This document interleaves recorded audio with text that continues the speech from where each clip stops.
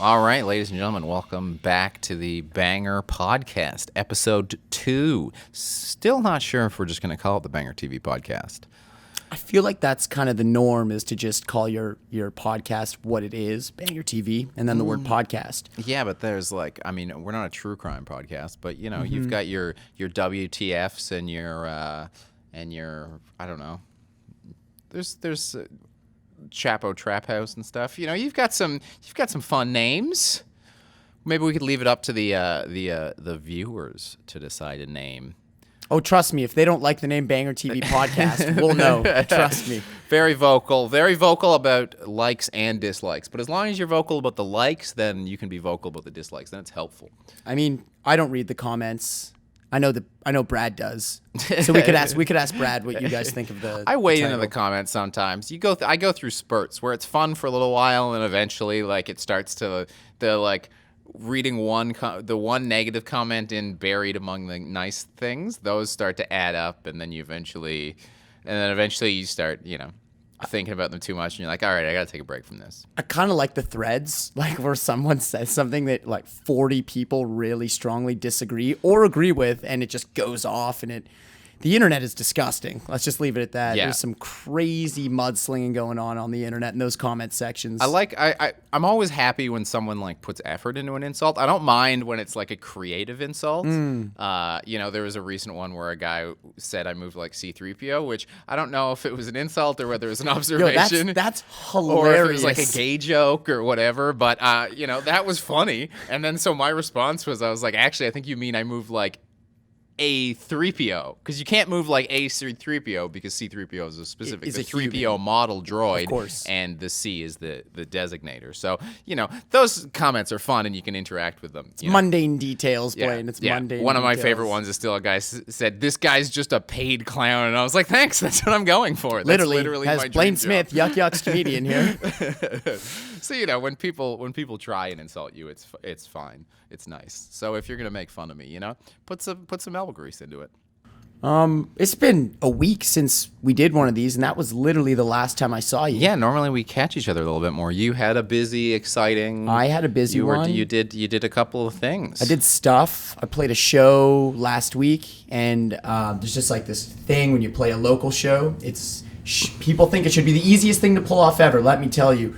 I'd much rather be on tour playing in a place I've never been before than having to pull off a local show. It's way too much going on. Well, because when you're I think the thing people don't realize when it's a local show is when it's a local show and people aren't there, you feel like it's your fault. Big time. You're like, I screwed something up. But if you go to Sault Ste. Marie and no one shows up, you're like, well, this promoter's fucking shit. I mean, my show was packed, so that wasn't the main concern. It's everything that comes with it, and all your friends are there, and you gotta give a lot of hugs and talk, and next thing you know, you go to do your backups and your voice is shot because you've been screaming over opening bands all night. It's a whole different vibe, and it took me 2 days to prep. I was driving around. You're not on tour, so you don't have your vehicle set up and everything. You're driving around, picking up merch, renting gear, making sure all the backline is set, bringing the rest of the band in from out of town.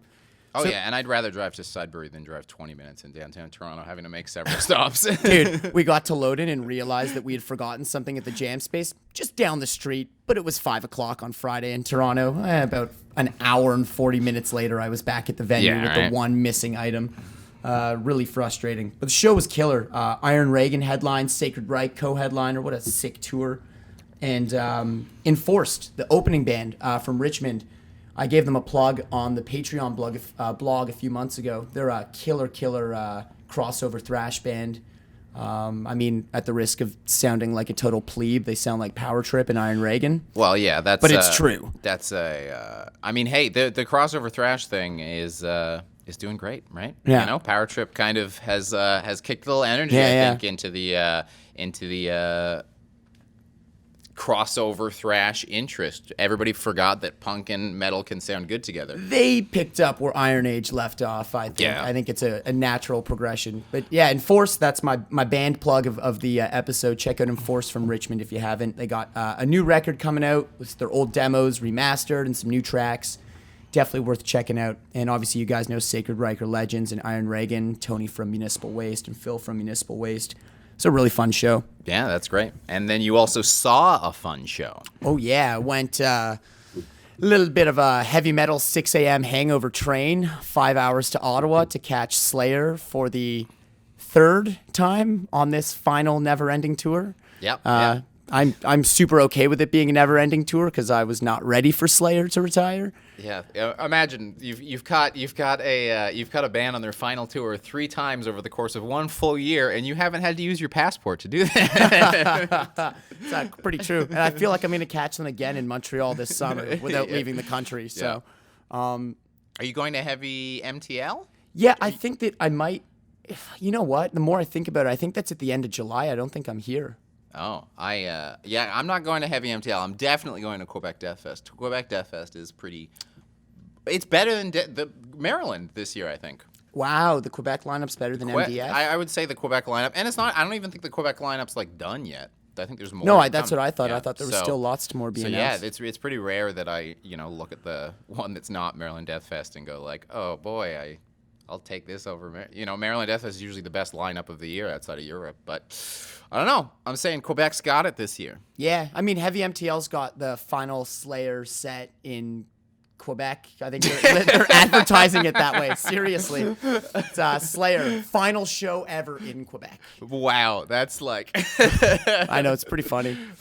Dude, we saw them. When did we go see them? June of last year, and it was me and you, Sam, Lisa, Brad. Like everyone was there, and it was emotional because I thought it was legit. The last time I was ever gonna scream "Angel of Death," Yeah, but you were, we had some nice moments, singing some songs, arm in arm with Mr. Samuel Dunn, our fearless leader.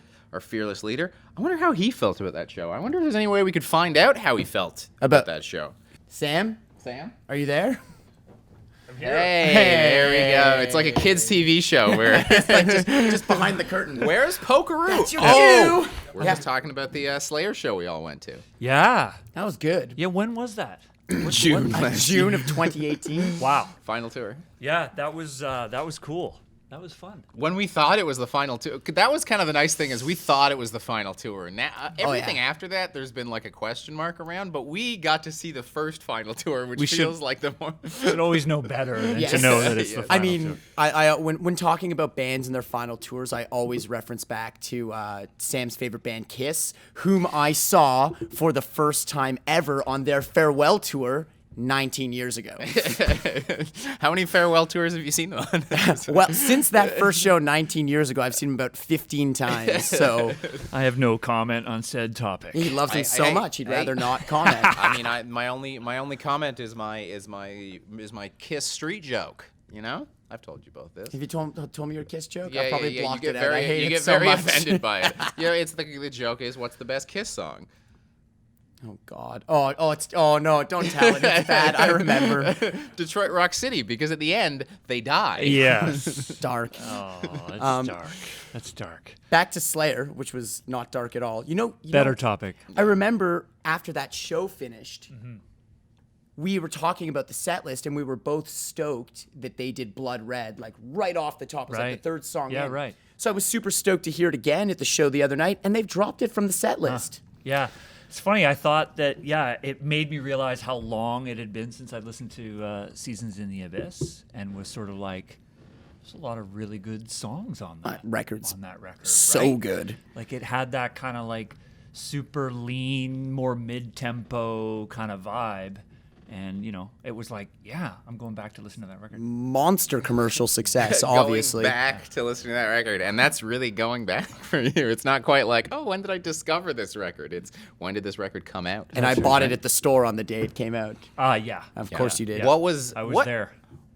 What was your first metal record? Have we talked about that? My first metal record? Yeah. Well, I guess it was the early to mid 80s. So metal was massive, and metal was a lot of different things. Yes. So I think I was 9, and I remember we, I grew up in Victoria, BC.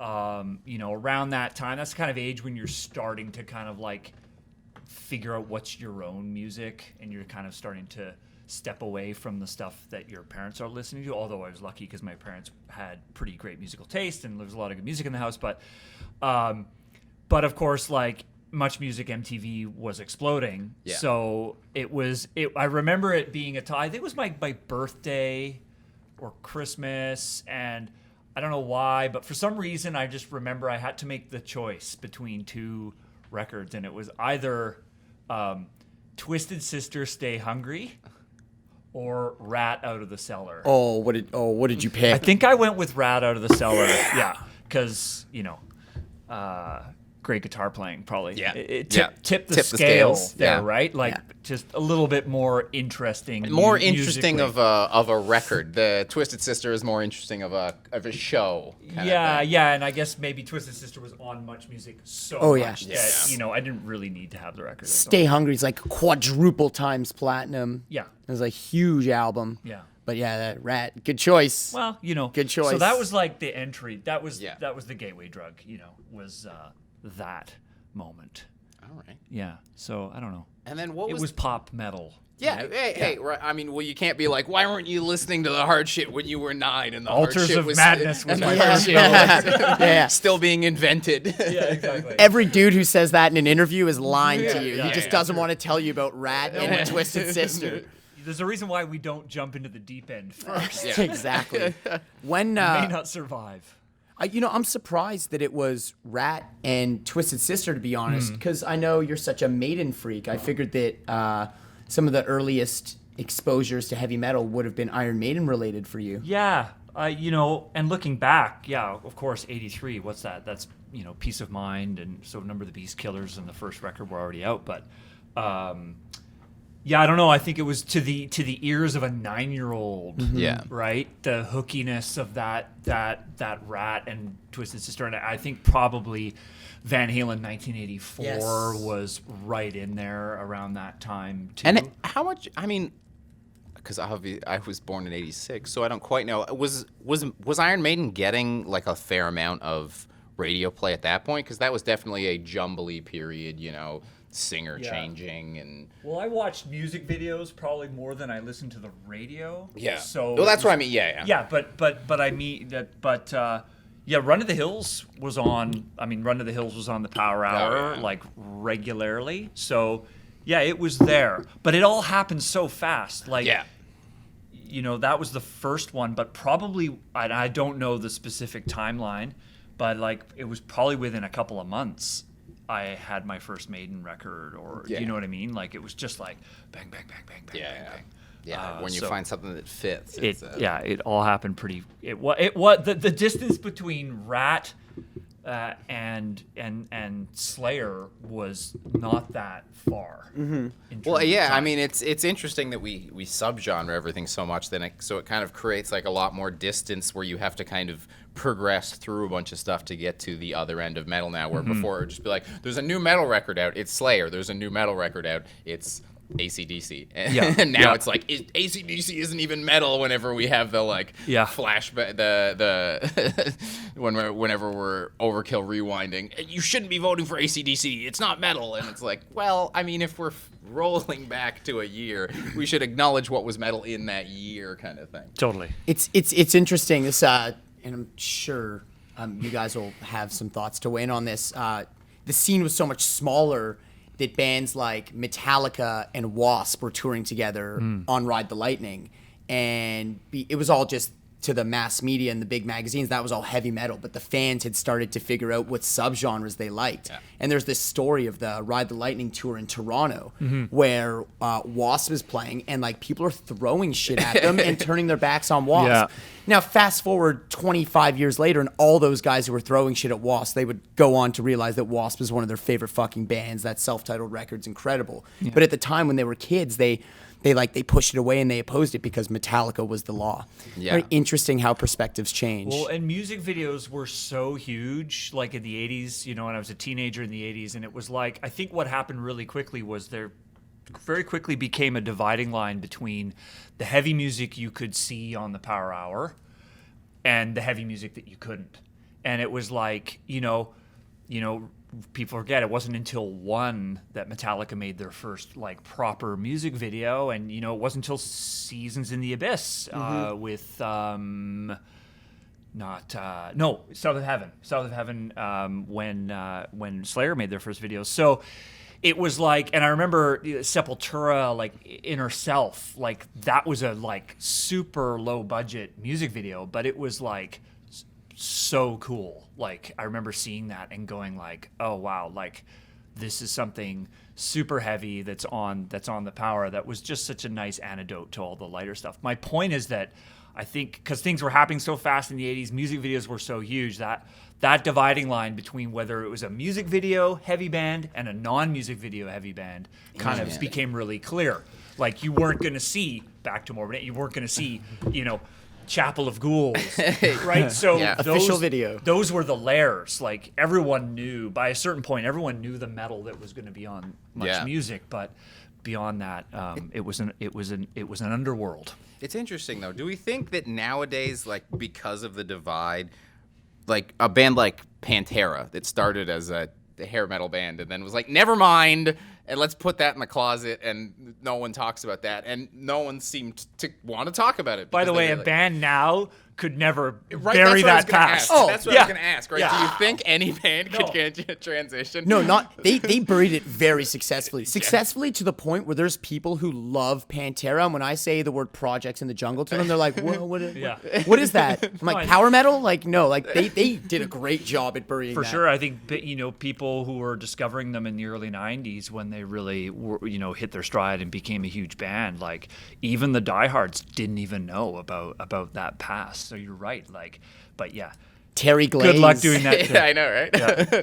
It reminds me of the interview I did with Trent Reznor for our Rush documentary when he was talking about like growing up playing keyboards, and I think it was a small town in Pennsylvania or somewhere like that, and him just talking about how glad he was that YouTube didn't exist at that time because it was like, everyone would know. Right, so it was different. It was different back then. It was sort of like you could move on and move on because the record of the past was not always there to haunt you. Well, that gives me another question. So we know we've covered the metal. What was the filmmaking like?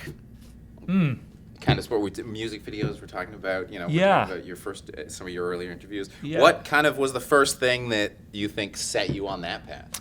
I came to filmmaking through a long and winding kind of convoluted route. I think, because I was always really interested in the world we live in and studied anthropology and kind of came like I was into that and went to university and did my master's degree. I kind of came to metal that way. And then after that, started to really pay attention to documentaries. I was always a fan of movies growing up.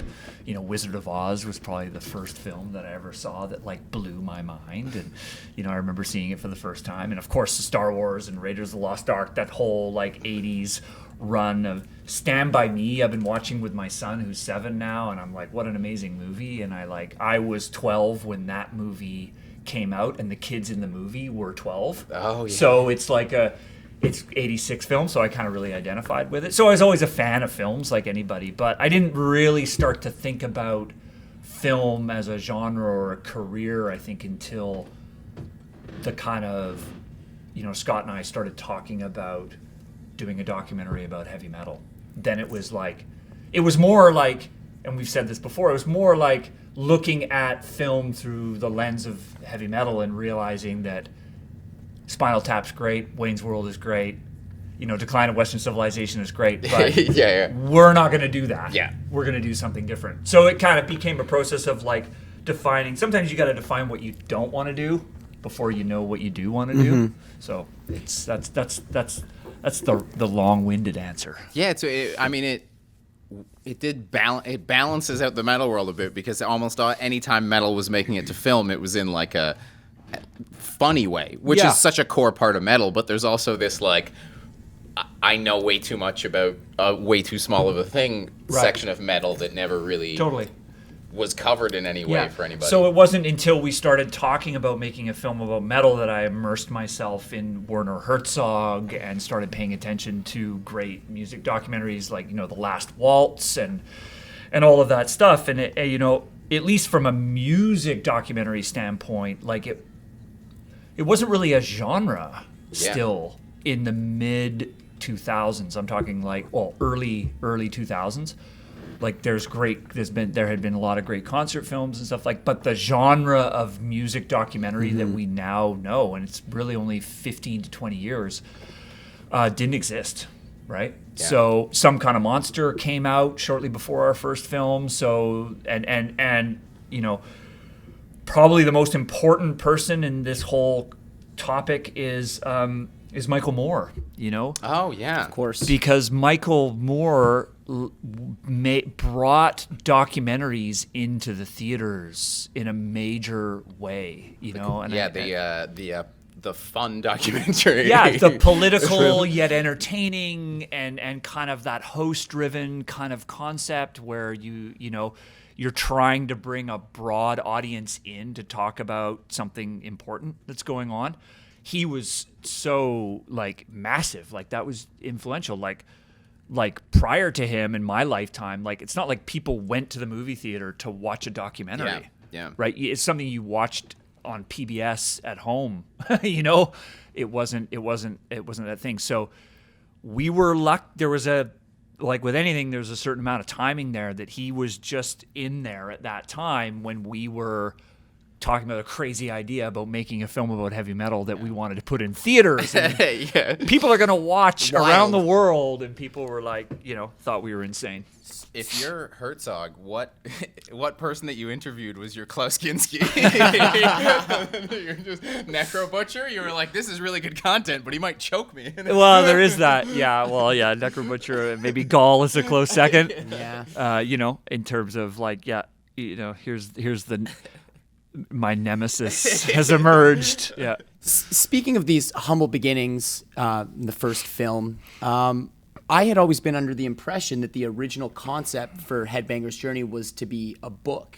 Yeah. Now, I don't think a lot of people know that, and I think that our die-hard BangerTV fans who are watching this are probably pretty interested in the concept of what the book was going to be and how you and Scott had developed this idea from paperback to theaters. Well, I mean, I was finishing my thesis at York University, and so this would have been 99, 2000. And I, like any long project, I was looking for distractions and kind of getting tired with it and, needed to keep my brain motivated. So it was a weird thing. Literally one day I just was like, wonder if anyone's written a book about metal that is remotely intelligent or historical. Okay.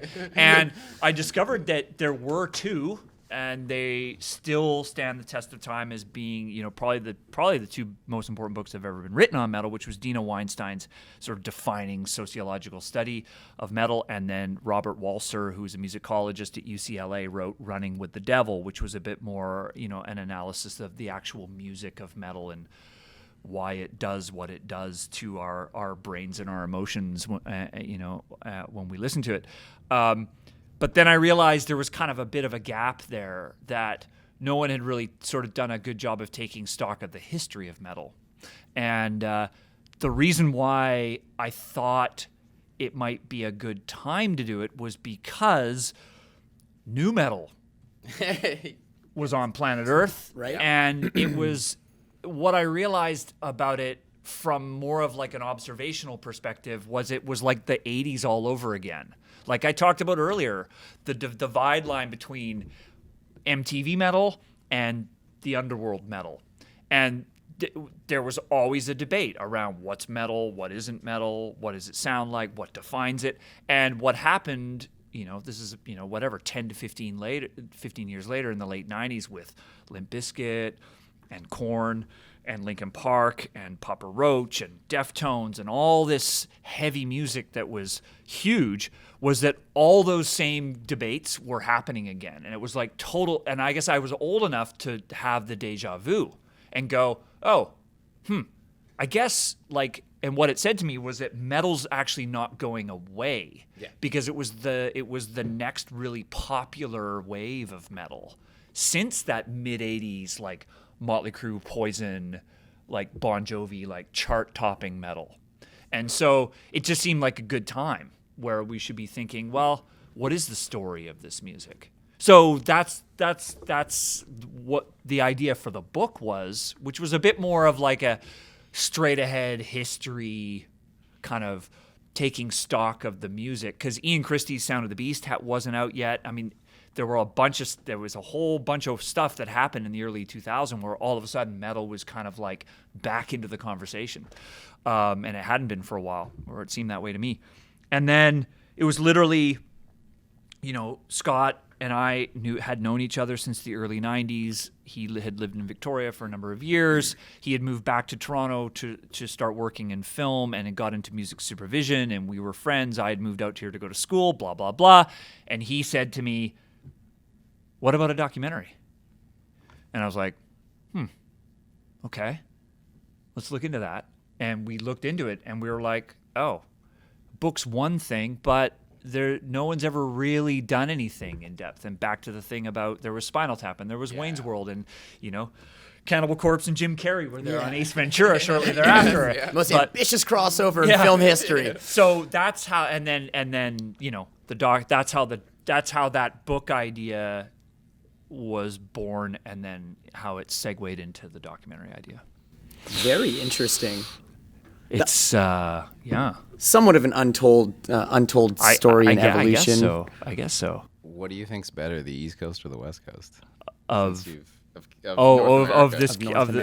genre? It's funny, when I moved to Toronto, I was 24, and I told people I was from Victoria, and everyone's like, why the fuck did you move here? Right? Like, literally every person asked me that question. Like, everyone goes the other way because of the mountains and the ocean and the fresh air and all of it. And that was like an interesting thing to consider. It was like, okay, that's how people perceive where I'm from. So it wasn't love at first sight in Toronto. I don't think Toronto is a love at first sight city. Maybe it is a little bit more now than 20 years ago. Yeah. But at the time, that's what I wanted. I wanted like to go somewhere that was like vibrant and busy, and what I fell in love with Toronto, that, I mean, growing in Victoria was amazing. It was a fantastic place to grow up, but what it didn't have was like people who were there to do something significant or ambitious. It's beautiful. There's opportunities out there, but the opportunities are limited. It's a good place to raise a family, the land of the newlywed and the nearly dead, as is in Metal Headbangers Journey, the famous line, But it also lacked a lot. And I was in my mid-20s, and it's like, yeah, you know what? Not ready to have kids, not ready to work for the government, not ready to work in the tourist industry. Yeah. Okay, I'm going to like stay in school, do my master's, and go and do it somewhere where there's like people, I'm surrounded by people who are trying to make their dreams come true. Yeah. And I kind of fell in love with the energy. I've always felt that the West Coast is always less motivated, because I feel like it's hard to be motivated to do things when it's not minus 30.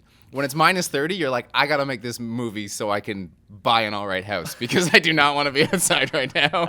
Or in the West Coast, you're like, why the hell would I want to be inside? You want to go sit on the beach today? Yeah, that sounds good. Yeah. Victoria has that, like, it's got that laid back vibe. I'm lucky I can go back there. I still have family and friends there. So it's like, I realized over time that people leave their hometown and never want to fucking go back. Yeah. Like, it's a place you try to escape. And I suppose I was kind of had that mentality as a 20-something-year-old, but then over time I've come to appreciate that actually it's a nice place to go back and visit people. So it's like it's the home away from home now. Yeah. Yeah. I've got an interesting perspective question, I think, and it's only having after worked with you for the last, I think, like 3 years I've been working at Banger now. It's apologies. Yeah. Thanks. Condolences.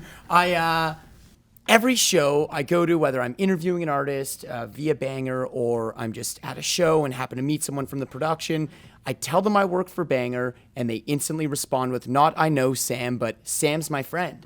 Tell Sam I say hi." Huh. So when did this kind of paradigmal shift happen that you turned from the fan to the friend? Because it happens with, and I'm talking like big bands, and their reaction is always, "Sam's been to my house. Sam's my friend. How is Sam? Maybe I'll text Sam." Well, first of all, it's nice to hear that because I don't get out much these days, as you guys know. For the record, I get regular texts from Daniel DK. Dude, I got you on the guest list for tonight's show, and I'm like, I'm hanging with the kids. I'm doing my thing. He's not lying. It happens often. Yeah, Daniel DK is a party vampire. So you it's watch hard. it. I don't see as many shows as I used to right now, which of course sucks. But I'm doing my thing. I think that I think when that happened, I think what happened with Metal Headbangers Journey, because I was a fan on camera, that people really identified with me. I think that was part of why metal fans like the film and have been so supportive of what we've been doing. It's because they could relate to me. So there's a relatability factor. I think it's a bit different. My sense of it is a bit different with like a band member, right? Who's like in a big metal band. Mm-hmm. There's a bit like there's more of a hero worship kind of thing. Whereas I think with me, it's like I'm just here with everyone, and I think maybe that's why. Like I think it's got maybe, I don't know if it has as much as me being out there and meeting people as it does like when people watched that film, they just felt like they knew me. I was just like someone that they grew up with, or maybe now is like could be their dad. Who's really as someone who's been on both sides of it, and it's funny to watch you with people because when Heavy T.O., there was one or two of them, Heavy T.O. I think there was one, man. There might have been one. Yeah. I was at Heavy T.O., and then Mastodon started playing, and you just happened to like walk in front of me, and I was like, oh, hey, I'm in school for something similar, and I'm also a big metal fan, and I'd like to figure out a way to fuse those things. Thanks, blah, blah, blah. Something like that. And that was, like almost 10 years ago now. And then 2011. 2011. Because my wife was pregnant with our first son, and there's shots of us out there in the sunshine. Yeah, I remember that. Yeah. Together in Mastodon played, and we were hanging out backstage, and I think Troy was there, and he had a little kid. So I see everything through the lens of children now, right? Quick interjection. When I showed up to my interview with Troy Sanders, he'd read that it was Banger, I guess. And then when I showed up, he's like, "Where's Sam?" I'm like, "Sam's not here." He's like, "Sam's not here?" And I got the worst fucking interview with him ever. I do feel like Banger has done a very good job of getting people into more extreme metal. Like, it's like because some people will be like, oh, why are you reviewing this, or why are you interviewing that person? They're not that metal. And you're like, yeah, but someone's going to watch this and then, get to the later part in the documentary or get to the later video where there's something crazy and they go, oh, wow, that seems crazy. I want to like that. My dad knows who Mayhem and Gorgoroth are because of this guy. Come on, man. Yeah. Well, I just think obviously, goes without saying, exposure to music is just so much, accessibility is so much greater now. That's one. But I think, maybe because of that, the palette for more extreme music is just getting bigger. I don't know. I don't know what's going on there exactly, but I'm all for it because the dividing line was always the guttural vocal, right? Mm-hmm. Here I go getting analytical about metal, but that is there's something beyond just metal about that. There is something human. There's been studies done on why people respond to the sound of the human voice, and I think that the dividing line, and you guys know this for so many people. People can handle a lot of heavy instrumentation, and we'll get into it. Like for a lot of people, like if you just pulled the vocals out of Meshuggah, people would be like on that. You know what I mean? But that guttural vocal is a very clear dividing line. Yeah. And I've never really been able to fully understand why it is that I like that. Yeah. I like music without it, but I like music with those, not all of it, but a lot of it. But just for some people, that's the line that they're never going to cross. I'm not really a fan of the Cookie Monster vocals. Is what they all say, of course. So there is an itch. It is weird because it's even like it's even among extreme vocals. I do find it easier to listen to a lot of black metal vocals than I do a lot of death metal vocals. At some point, the lower register,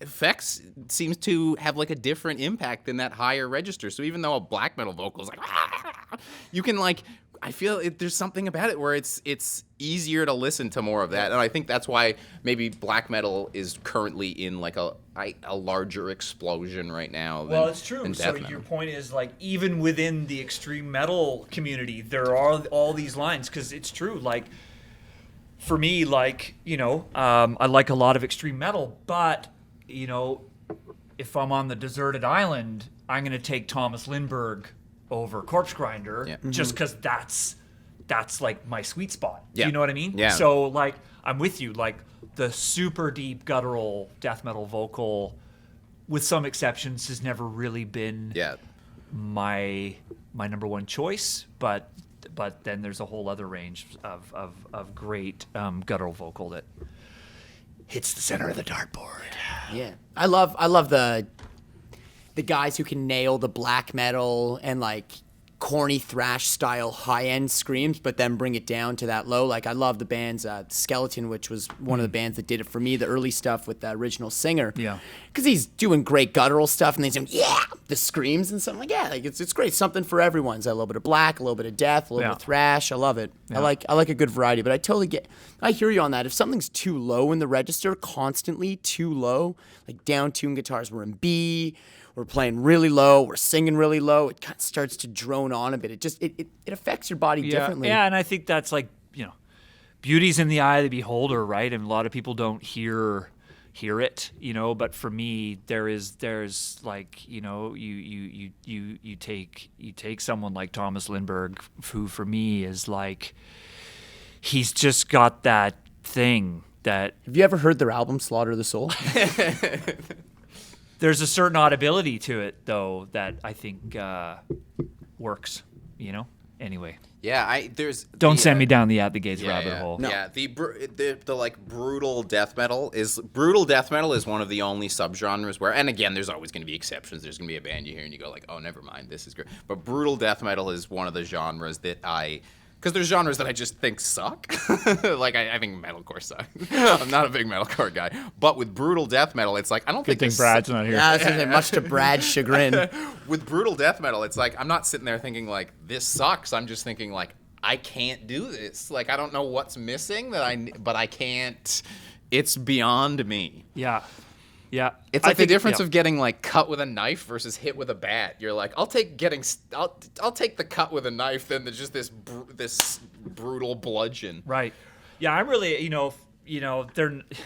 they're not young bands anymore, but they were. I mean, Lamb of God, Gojira, like those bands. I think Joe and Randy, for me, like vocally, they just kind of have found a really amazing way to like deliver just such great, powerful aggression, and yet there's an emotion there, and there's parts and songs that you're just waiting for vocally too, not just musically. And I think I was always principally drawn to the music side of it, and the sonics and the riffs and the structures and the changes and all that stuff, the power of the music. But vocally, like I think there's some really that's an exciting time we're in.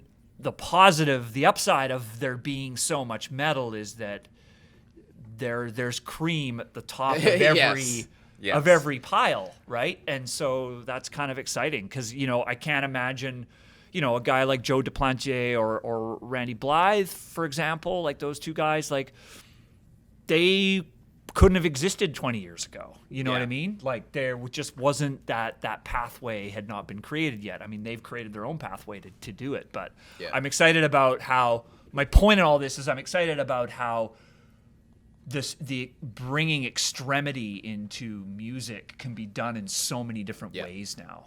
And I think that's so different than 83. Yes. Yeah. When it was like, Stay Hungry or Out of the cellar. Show No Mercy.